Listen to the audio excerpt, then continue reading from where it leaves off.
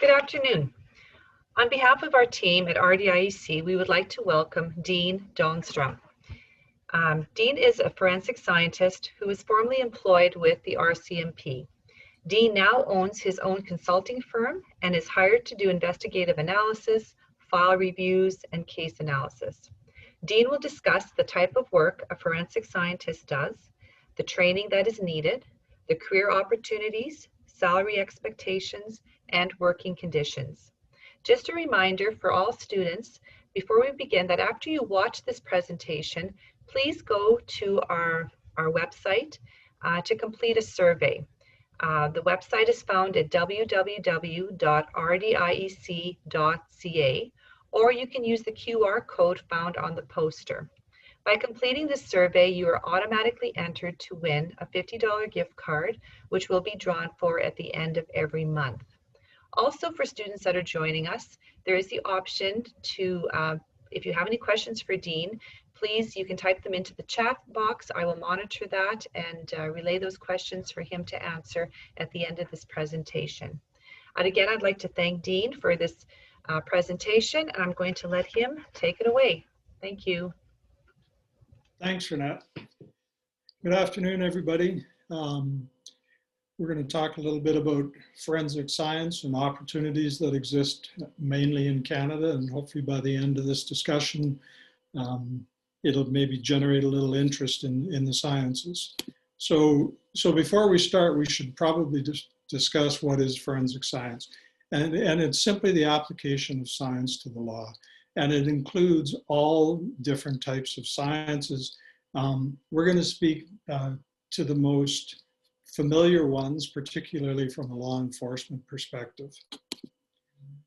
So before we get started, there is a really good link to a website. It's a website, the Canadian Society of Forensic Science, and a lady by the name of Gail Anderson, who's an entomologist, has compiled information on most of the forensic sciences in Canada. It is the same thing we're going to speak about today with respect to opportunities that exist, educational requirements, some benefits of the position, where the positions are located, the numbers of similar types of positions throughout the country, and so on. So at the end, if you get the opportunity to go back and review this and you go to the link, I think you'll find that the Canadian Society of Forensic Science, their information is well worth the read if you're interested in a career in forensic science. So I'll start with a little bit about myself, a little bit of history about myself. I worked as a firearms examiner in the forensic lab here in Regina for 32 years. From 1982 to 2014. I retired in 2014, and I started my consulting firm. The last 12 years that I worked for the RCMP in the laboratory, I was the National Technical Manager of the Firearms and Toolmark discipline. So we're going to discuss a little later more in depth about the type of work I did and so on, and the different aspects of the job. But we were typically involved in all things firearms related, particularly from a crime perspective. But as well, we looked at tool marks, serial numbers. We're involved with shooting scene reconstruction. And we were also we did range determinations and wound examinations to assist not only the courts, but to assist the pathologists as well with respect to their type of interpretive evidence. So currently what I'm doing with my consulting firm is very similar, except I do more teaching now than actual analysis. I provide shooting scene reconstruction training to identification officers throughout Canada, both through the RCMP and the municipal police departments, as well as I provide some specialized firearms training. I do some work with the SWAT and tactical teams to assist them in determining how their bullet performs in different types of mediums, so that how effective various barriers are against different types of ammunitions and so on. I also assist in providing some training for the existing both government and police forensic laboratories. and I assist on the blood stain pattern interpretation, particularly with respect to gunshot wounds. I'm still doing a little bit of case work, some forensic examination for both Canadian and American agencies, and as well as doing a lot of work for various enforcement branches responsible for wildlife investigations. But I also do some criminal reviews, analysis for police agencies and a variety of different government agencies. So in Canada, there's three main paths to a career in forensic science, and we're going to go over them relatively briefly. So if you have any questions at the end, I'll see if I can help you out. But you have to remember that I wasn't involved in any of these career paths outside of my chosen path of firearms. So I'll do what I can do to give you as much information as I can, though. So one of the paths is the academic path. So an academic career path in forensic examination is typically those folks that have advanced academic careers, education, typically a PhD in a chosen science, and they're typically affiliated with a university, probably from a teaching perspective, but end up consulting on the side. And those folks typically involved with anthropology, which is the study of skeletal remains, entomology, which is the study of insect behavior and life cycles, and those are typically the folks that get involved in when they find bodies and determining how long the bodies may have been in a specific location for based upon the insect behavior on the body. Odontologists, who obviously have gone through the dental path, and those are the folks that typically are involved with the study of remaining dental records for identification of bodies, but they're also responsible for identifying bite marks in individuals and trying to identify whether or not they're similar to a person's teeth. Psychology includes behavioralists and profilers.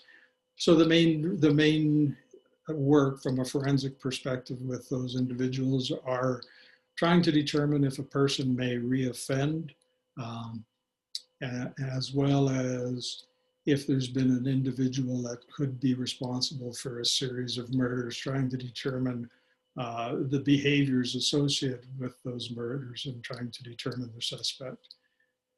Engineering, typically from an accident reconstruction perspective, failures of mechanics, bridges, traffic reconstruction, and so on.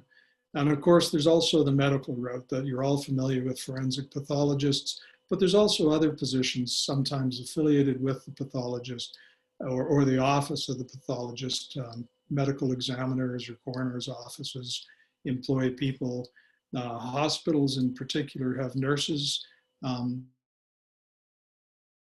Some familiar with forensic nursing, which is incredibly important from a police perspective because it's those folks that are responsible for ensuring continuity of exhibits, and so nothing is lost from a forensic perspective during criminal investigations.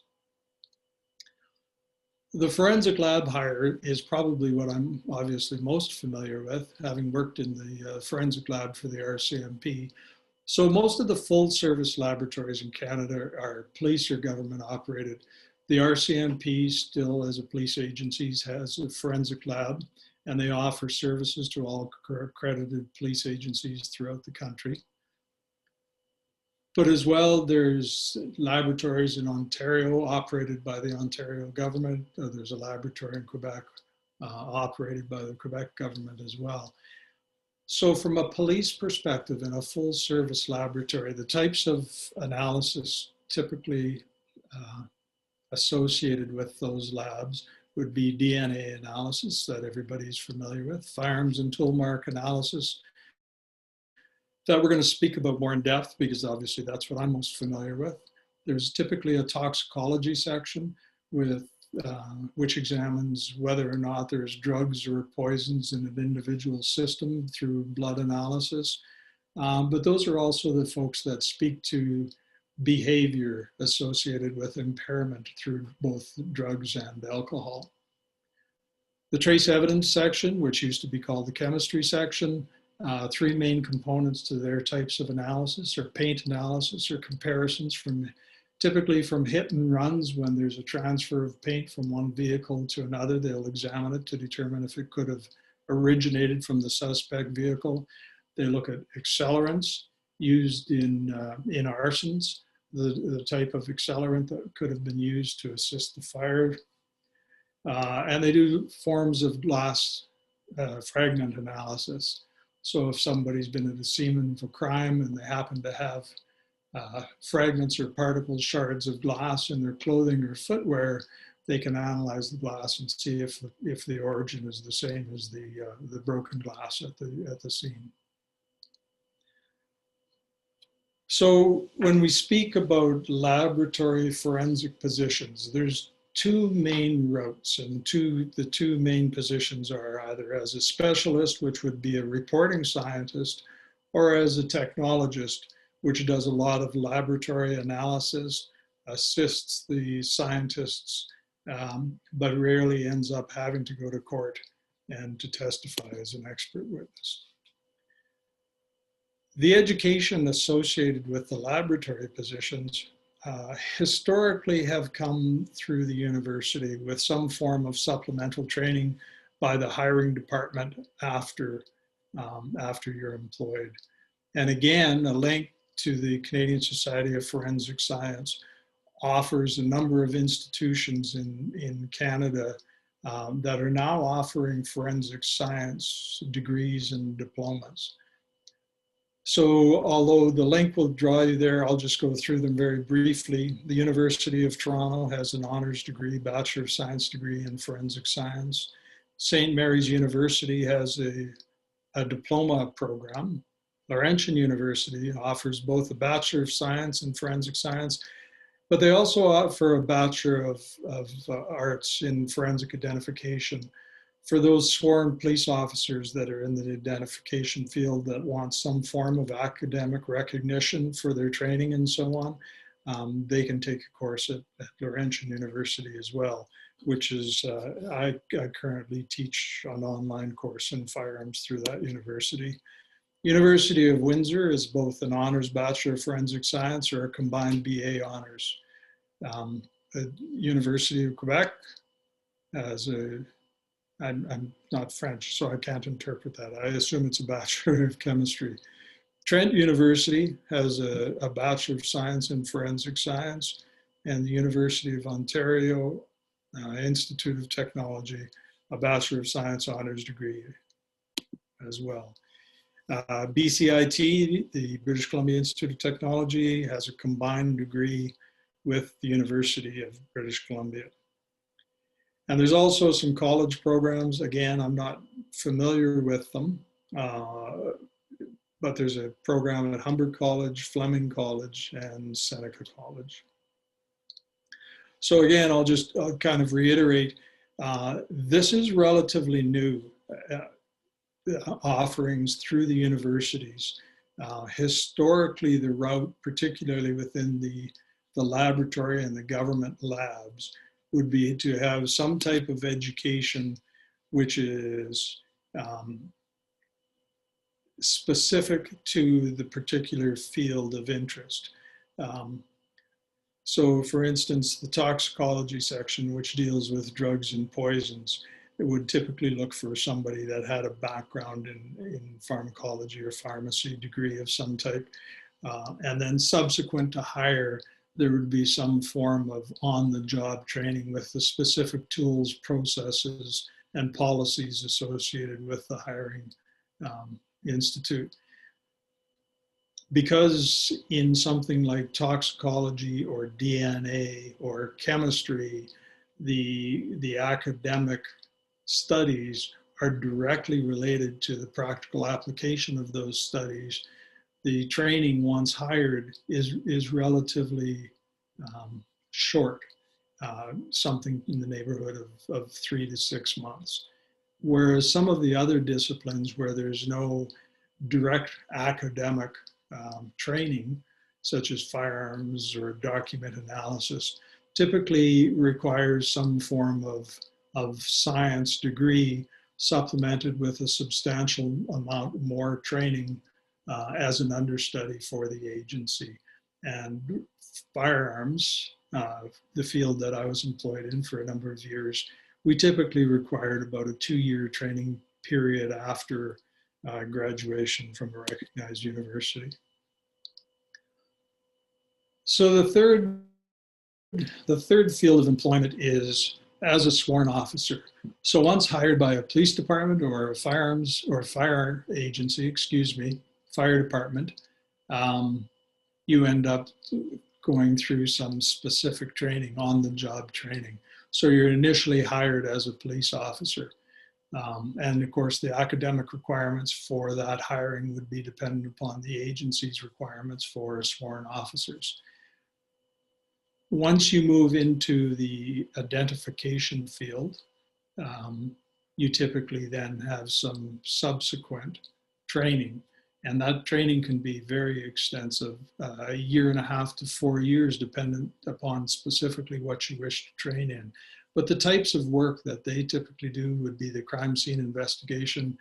The forensic identification officers are those folks that you'll see out in the field at crime scenes and sometimes motor vehicle traffic accidents and so on. They are responsible for the forensic photography.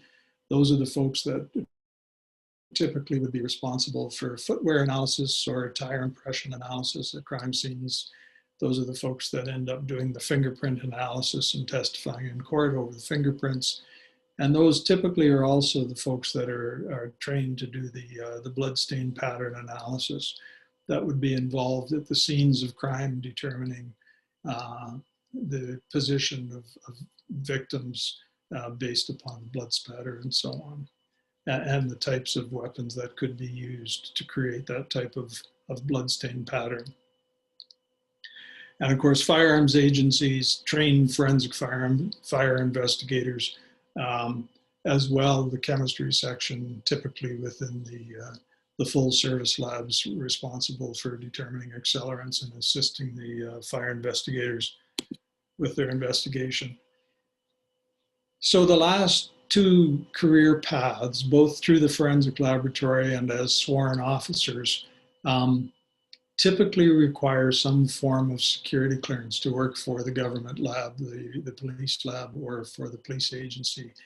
And that's important to bear in mind because that could be a process that can take an extensive period of time, sometimes up to a year to get hired. So it's relatively important to recognize that it sometimes takes a long time before you get hired. But all the paths, all 3 career paths lead to expert testimony. So it's incumbent upon the individual that does the reporting and the interpretation of the evidence to assist the courts. And you assist the courts as an expert witness. And in so doing, as an expert witness, it allows you to give opinion evidence based upon your analysis. And it allows you to provide opinions to the court and generate opinions that would be mute before the court without your assistance. It's information that's necessary for the court to understand occurrences at crimes. So what I'm going to do right now is I'm going to give you a little bit of background about my path and my career and so on in the field of firearms. There's some main, the focus of study within the firearms discipline is obviously mainly firearms. One of the things that is important at scenes of crimes in particularly is to mechanically assess firearms to determine whether or not suspect firearms that were used in crimes operate as they are designed or intended, or whether or not there's the possibility for the firearm to discharge either because it has a very light trigger pull that people may not be familiar with, or sometimes perhaps because it's not in good mechanical condition, it may be subject to shock discharge. And examples of that would be somebody that suggests they didn't pull the trigger but they fell on the ground and the stock hit the ground and the gun discharged without any application of pressure to the trigger. The main component of firearms examination types is the identification of fired ammunition components to determine if they've been fired from or in a suspect firearm. So typically if somebody has been shot and the bullet is removed from the body, there'd be an investigation to determine if the bullet was fired from the suspect firearm. So when I say from or in a firearm, so typically we're looking at expended cartridge cases, which may have been fired in the firearm and then subsequently extracted and ejected from the firearm. We typically look at the head of the cartridge case, and in the center of the head of the cartridge case, in center fire ammunition, will be a primer, which is struck by the firing pin and detonates. And there will be impressions from both the firing pin and the breech face of the gun that are impressed into the head of the cartridge case. When we examine microscopically test fired ammunitions through the suspect firearm and compare those with the cartridge case from the scene, sometimes you can conclude whether or not they were fired in the same firearm. And we do the same thing with bullets. We can look at fired bullets, and we're typically looking at the rifling on a fired bullet. That's the impressions, the lands and grooves of the bullet.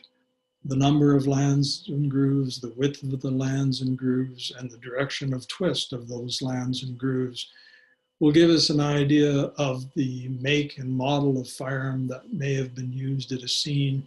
And once the police recover a suspect firearm, we will test fire it and we'll compare the test fired bullets microscopically to the suspect bullets. And we are looking for unique or individual characteristics which may be transferred to the bullet.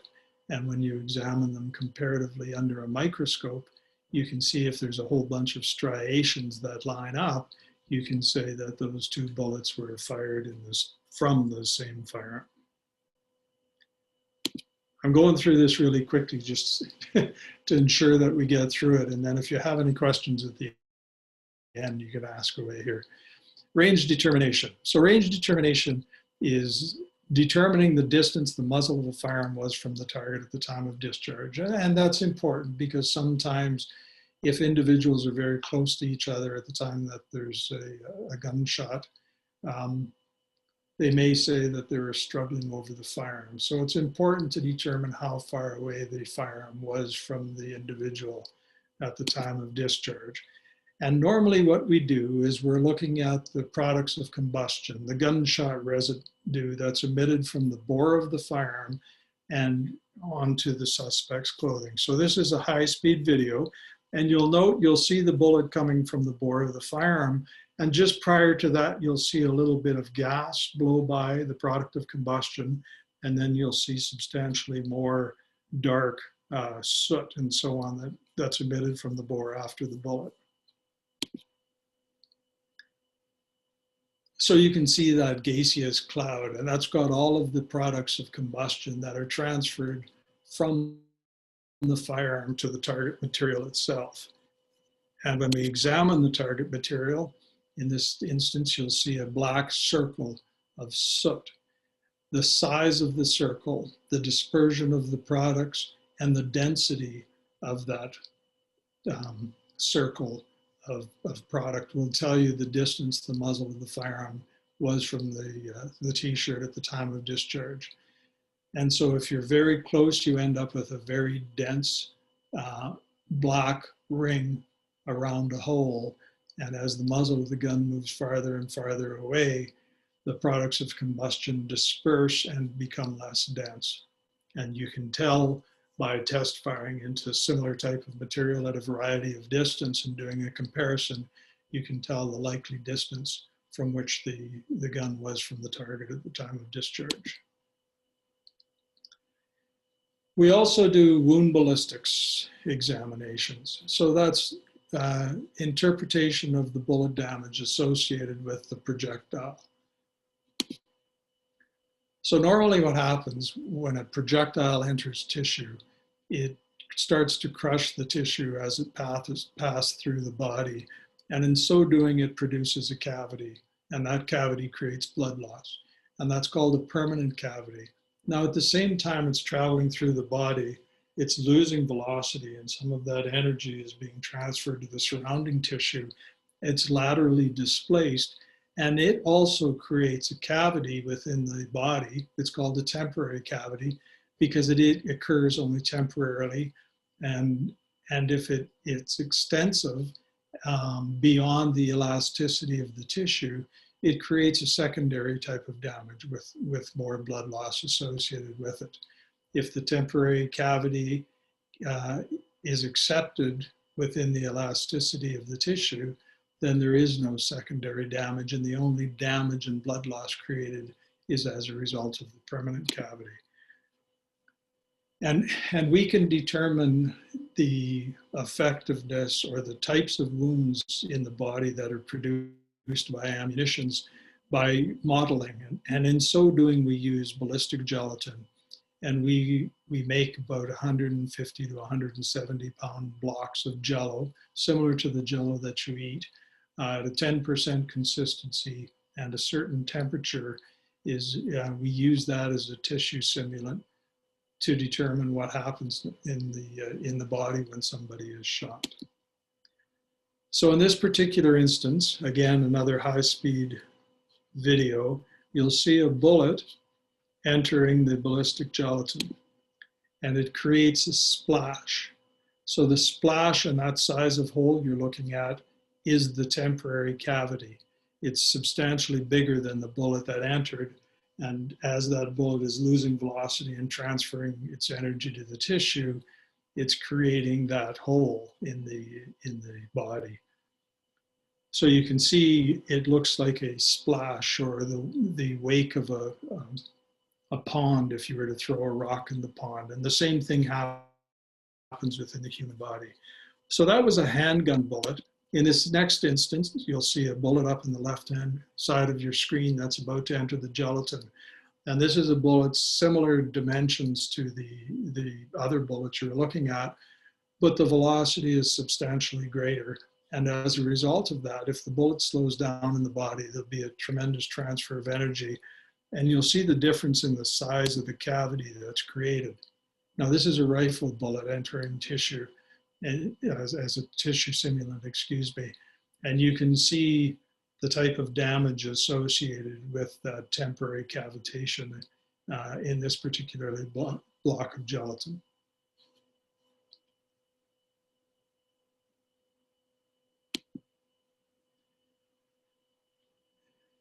So the types of analysis that we'll look at, if you look at the letter A, you'll see there's just a little black tiny path. That's the bullet as it enters the tissue prior to disruption, prior to the transfer of any energy. B, the length of B, you'll see there's some fissures in the gelatin block. That would be the temporary cavitation and the depth of temporary cavitation. C is the width of the temporary cavitation, which assists us in determining whether or not that temporary cavity is going to create any secondary damage in the tissue. And then, of course, D is the entire depth of penetration for the projectile and the fragments of the projectile. All of those are important from a wounding criteria. So outside of firearms, we look at tool marks as well. And the typical type of analysis we would do is to determine if a particular tool was used to create a tool mark in an object.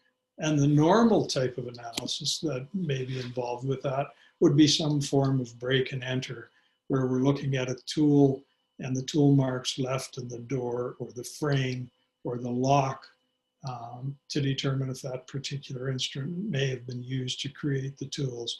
And so it doesn't have to be a manufactured tool that we're looking at. Whenever two objects come into contact with one another, and particularly if there's movement of one object with respect to the other, there's going to be the surface of the softer object is going to be marred by the surface of the harder object, and the object used to mar the surface may be identified back to the specific object. So almost anything you can think of. The norm would be some type of prying instrument on a door, but we also look at bolt cutters that are used to cut the hasps of padlocks. We also look at tool marks in the human body, knife wounds in bone, for instance. There'll be a tool mark in the bone, maybe identifiable back to the specific knife that was used to create that type of tool mark. And again, it's a microscopic comparison. We produce a test in some type of softer medium with the suspect tool, and then we do a comparative analysis under a microscope to the marks left in the exhibit material to determine if they look similar. Physical matching and comparison, again, is the main object of the study is just to determine whether two objects were at one time joined. And there's some types of materials that are more common than others. Plastics, wood, glass, human, and animal bone. So if something is fractured or cut, there will be tool marks associated with it that we would look at, and that's the photograph on the top left of the screen. You can see there's a bunch of striations on both sides of the rubber piece that may fit back together again, as well as the unique fracture pattern to the actual rubber or gas itself, gas line. It's like doing jigsaw puzzles, essentially, that allows you to do physical matches and comparisons. We're also responsible for serial number restoration. So typically when something is manufactured, it's given a unique identifying mark. And if thieves steal it, they typically try to eliminate that unique mark so you cannot determine its origin, where it came from, where it was stolen from. So they'll obliterate it in some method, and most commonly on guns and metal and so on, where a serial number has been stamped. They'll try to get rid of it by some type of scratching the surface or filing or sanding the surface and so on. But if the mark has been stamped in metal, as we see here on the little piece of metal, somebody has attempted to eliminate the serial number by filing or sanding or grinding the surface. Once acid is applied, and different types of acids dependent upon different types of materials, the metal that is compressed will dissolve at a different rate than the surrounding metal, and the number reappears. Now, it's not just metals that we work with, although that's the most common, particularly stolen bikes, stolen motorcycles, stolen automobiles, and firearms. We also look at a variety of other materials. Wood sometimes will have unique identifying features, and if we use steam, the area that's been compressed from stamping in wood, the steam affects it at a different rate, as well as plastics. So if something has been inscribed into a piece of plastic and somebody's tried to scratch it off, if you generate heat, typically that identifying mark will reappear. So the other type of analysis that we do is shooting scenes and shooting scene reconstruction. And the types of information that we're capable of offering at these types of scenes is looking at damage and determining if it's consistent with bullet damage. And if there's holes that are bullet holes, we can tell whether or not they're entrance or exit holes. We can tell if the hole is the primary hole or secondary. That means, is this the first thing the bullet hit? Or did the bullet pass through something else prior to hitting this particular target? We can tell the distance the muzzle of the gun was from the damage at the time of discharge. Sometimes by looking at bullet holes in different types of materials, you might be able to determine the size of the bullet that passed through the hole. And sometimes if there's a substantial number of shots, it is possible to sequence the order of the shots. Particularly important when people are firing through glass at a scene from two sides of a house. If somebody's firing from inside and somebody's firing from outside, it may be imperative to determine who fired the first shot.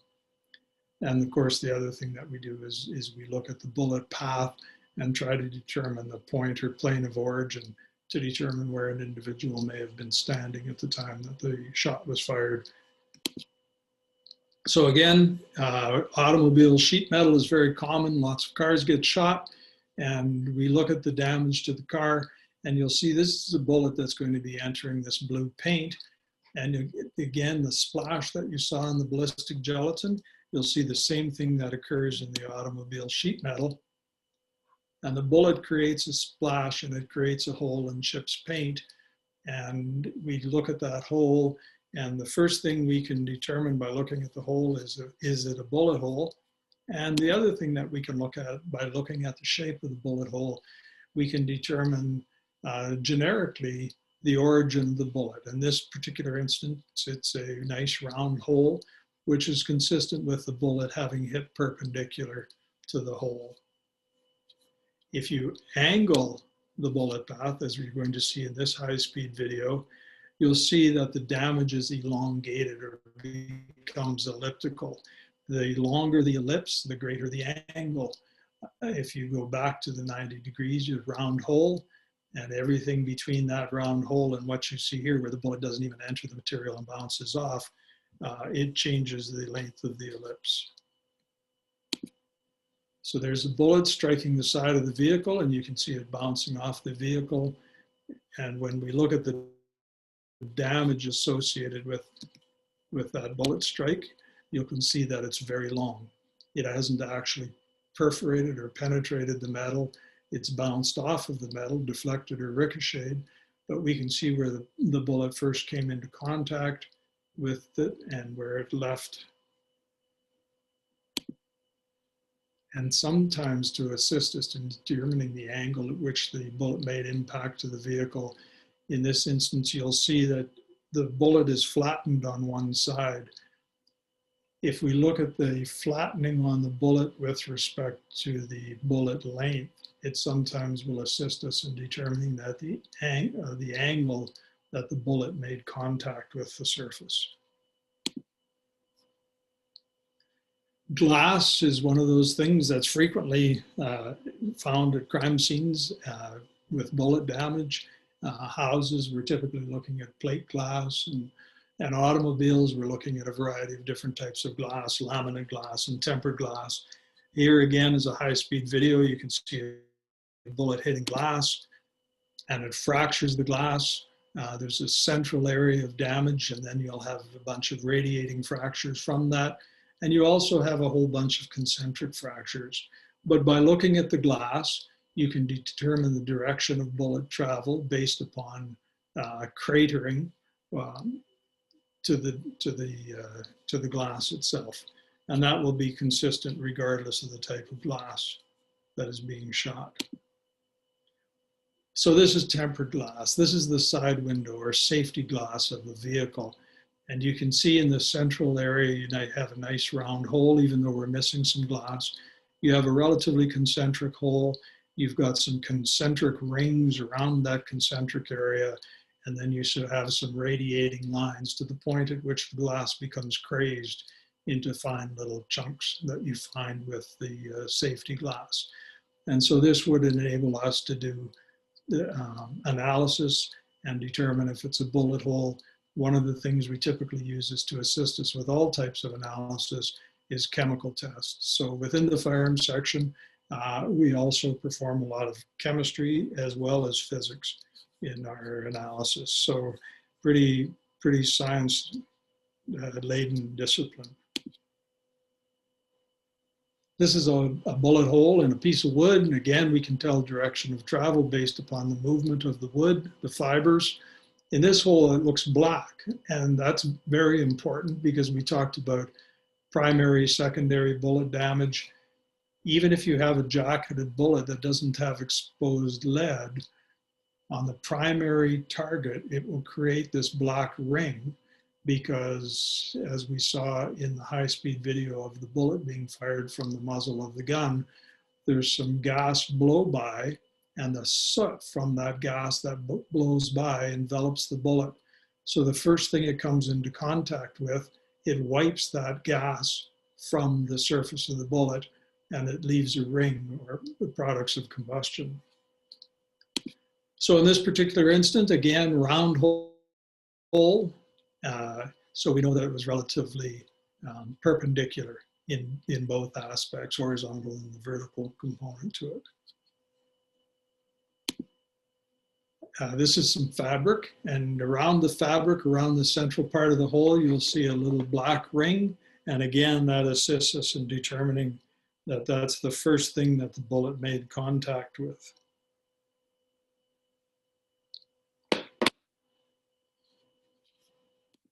And here's some vinyl from seats. And again, you'll see that black ring around a hole that assists you, because that black ring is not elliptical and it's concentric around the hole. It tells you that that's a primary bullet entrance where a bullet is hit perpendicular, which assists you in determining where the individual was standing when the gun was fired.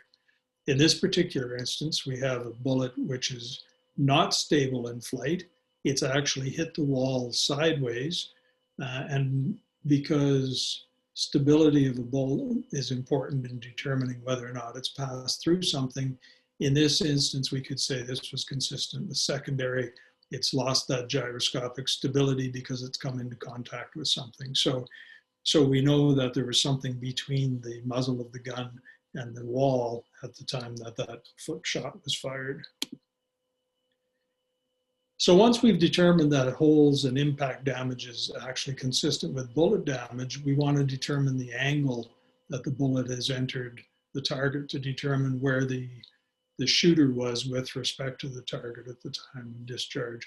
And we do that by probing the holes and matching up entrance and re-entrance holes, secondary damage, typically with lasers or with some type of rod, linear instrument to assist us in determining the path of the projectile. And we also use some pretty fancy instruments in assisting us in the quantitative analysis of that bullet damage.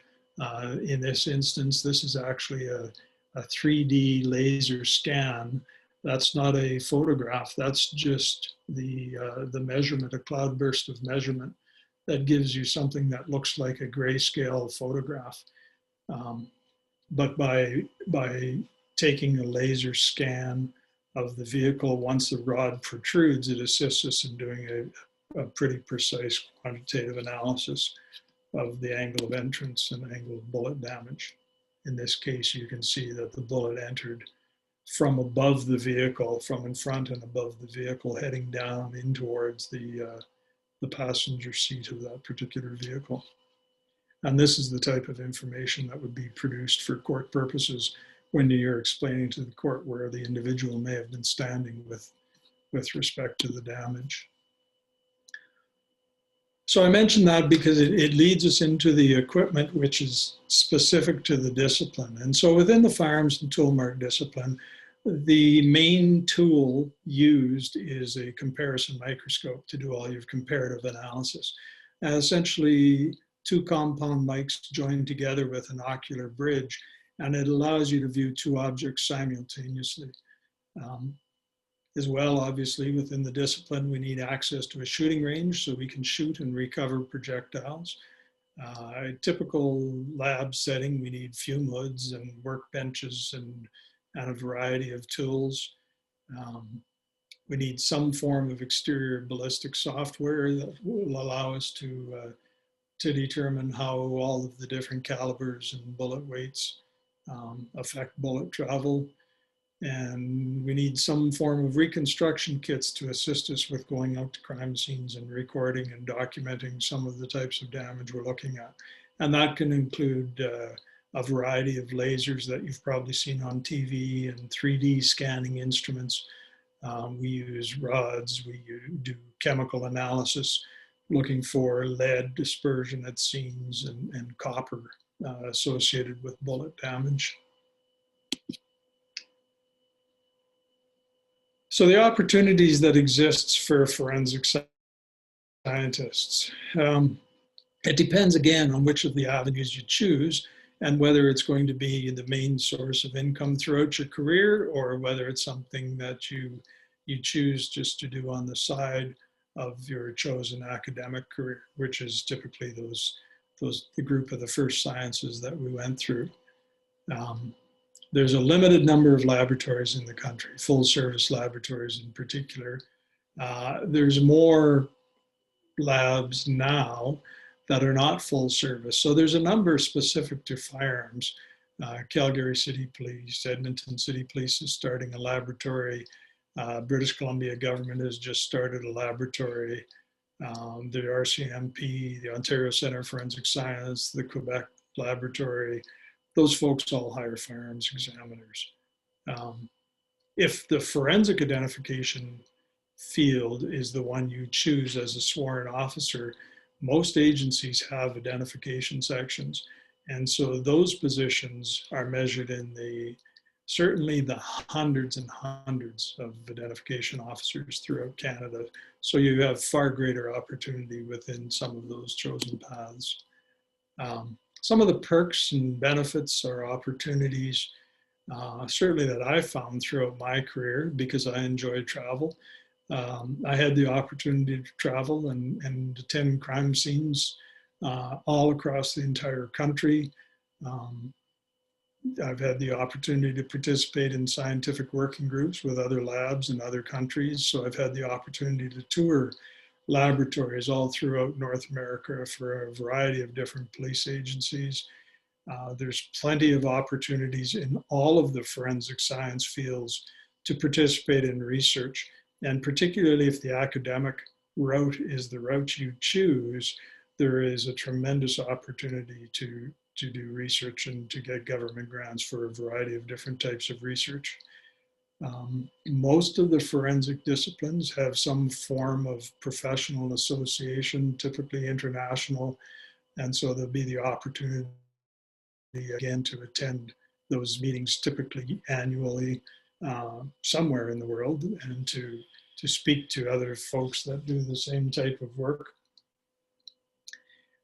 The work is continuously varying, it's continuously challenging. The opportunities to do a variety of different types of analysis, and typically no two scenes being the same. If you enjoy challenges, it's certainly a benefit to the position. And again, you're assisting the courts. You're assisting by providing information that they otherwise would not have clear access to. So there's a sense of accomplishment. Some of the challenges and stresses associated with this type of work is court testimony obviously is stressful for everyone. You become somewhat accustomed to it over the course of your career. But it's imperative you're capable of critical thinking. You got to be confident in your ability, capable of defending your interpretations, particularly within the courts, because you're going to be giving opinion evidence. You're going to have reached that opinion evidence independently, even though there's going to be some form of review process set up by your agency. It's still an independent observation conclusion that you have to defend in court. So you've got to be capable of speaking and defending the work that you've done. And obviously, again, then from a stress perspective, shooting scenes obviously are typically violent scenes. Autopsies are death related. And so just being there and seeing some of that stuff can be somewhat challenging, both physically and mentally. Quickly, and again, I can only speak of the salaries associated with the police agencies. But again, the two main positions, reporting scientists and the laboratory technologists. If you're hired by an agency as a reporting scientist, there's typically going to be some form of training. So until you complete that training, you're probably going to be working somewhat as an understudy in a lesser paying position. And then once you complete that and become a reporting scientist, your benefits increase from a salary perspective, certainly. So 34 to 74 as a forensic science laboratory specialist within the RCMP while you're training. And then once you complete your training, whether that's after a short period of time, depending on your chosen path, it could go up to about $105,000 a year. Technologists probably closer to 50 to 73,000 if you're a forensic science lab tech 1 or 2. If you're working for a police agency as a sworn officer, your pay is dependent upon the rank of the position. And so the lower paying corporal rank may be somewhere in the neighborhood of 90,000, whereas a sergeant in the RCMP, and these could be old rates of pay, are currently somewhere topping out at $103,000. And then your benefits and your pension is again dependent upon the type of agency and whether you're working for a federal government, a provincial government, or a private laboratory. So opportunities that exist in my chosen field today are as good or greater than they've ever been, which would suggest the laboratories are not necessarily in a great position from an HR perspective in the field today. There are lots of jobs because people are hiring. So Edmonton Police Service is looking for folks. British Columbia government just opened up a forensic lab. The RCMP are looking for folks. So there's probably greater opportunity today with more laboratories opening than there's ever been within particularly the field of firearms identification. So that's it. If we went through it really quick, if anybody has any questions, I'd be happy to answer them. Thank you, Dean. That was an awesome presentation, very well laid out, and I think students will get a very good understanding of forensic science as a whole, for sure. I am going to open it up to anybody that would like to ask questions. If you'd like to unmute yourself, you're welcome to do so, or just type into the chat and I can just read the question for Dean to answer. It's good to hear that there is some opportunity for employment. I think for the longest time, there really wasn't a whole lot of, it made it look good on television, but the reality was, are there actually jobs out there? And I think you've answered that and said that there are. So that's great. Hi, Dean. Jeff Cameron here. Well, first and foremost, I don't think I would want to argue with you in court. Many do. You are very well spoken, and thank you so much. And the kids are so fortunate to have someone like you telling them about this field and going forth. Would you be able to fill us in on perhaps a high-profile case where your expertise in firearms made a difference? Yeah, there's been a few. I guess some of the more difficult ones are some of the police shooting cases we've had. From a scene perspective, they're probably where there's a number of shooters over an extensive period of time with sometimes a number of scenes. It becomes difficult to arrange for things. I've been involved in a couple of police shooting scenes where we've had a lot of members killed. Those scenes can typically take on site up to a week, 2 weeks to process. And then in laboratory analysis, typically somewhere between 2 to 6 months of work on the same file. Yeah. Well, thank you very much for that. I know students love to hear a personalized story, so that's why I asked you that. And yeah, some of those scenes are difficult. Those are probably the most difficult scenes. Frequently, you don't know how your analysis has impacted the courts, because frequently your evidence is admitted into court and you never do end up going to court to testify. So how they've used your evidence and the emphasis that they've placed on your analysis, sometimes you'll never know. You talked about labs in Alberta and in British Columbia. Is there any opportunity or any for something happening right in this province, or unfortunately are we in the middle of all the labs and really nothing's happening right here in Saskatchewan? Well, yeah. So if the lab route is your chosen route for forensic science, there currently are no labs in Saskatchewan offering that type of service. But obviously from the academic perspective, Ernie Walker, a forensic anthropologist from the University of Saskatchewan, has been working with the RCMP for probably 20 or 30 years, offering advice at scenes where there's been skeletal remains and human remains and so on. So he's been a pretty high profile forensic analyst in Saskatchewan for years. Awesome, thank you. I'm not seeing any questions in our chat box. Would anybody like to unmute themselves and just ask a question?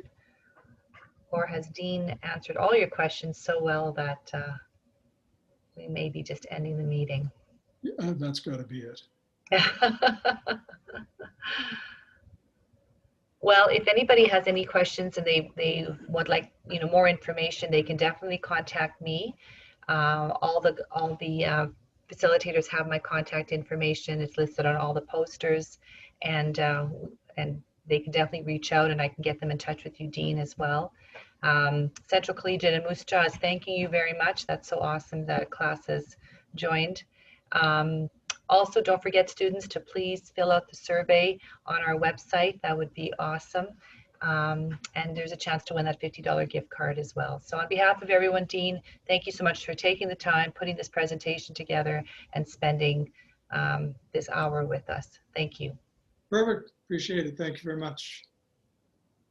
Bye-bye. Goodbye. Thank you. Excellent.